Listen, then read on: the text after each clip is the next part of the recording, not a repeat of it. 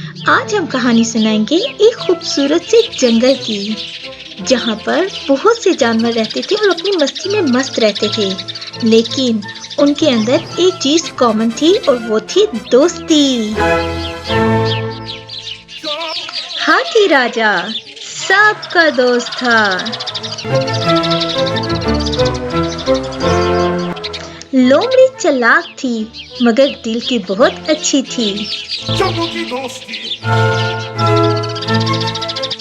बुलबुल हर वक्त गाती रहती थी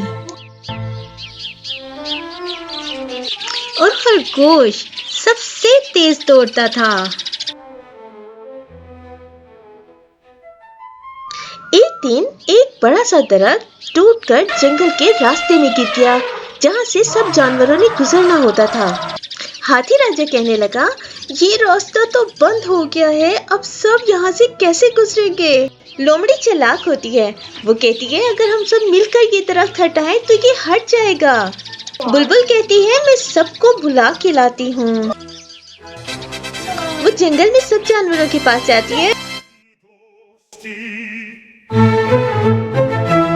बुलबुल सब जानवरों को इकट्ठा करके लाती है। सब जानवर मिलकर दरख्त को हटा देते हैं और फिर जंगल में एक पार्टी का समा होता है। तो दोस्तों, इस कहानी से हमें ये सबक मिलता है कि इकट्ठे रहने में भलाई है। आपको ये कहानी कैसी लगी कमेंट में बताएं and don't forget to subscribe.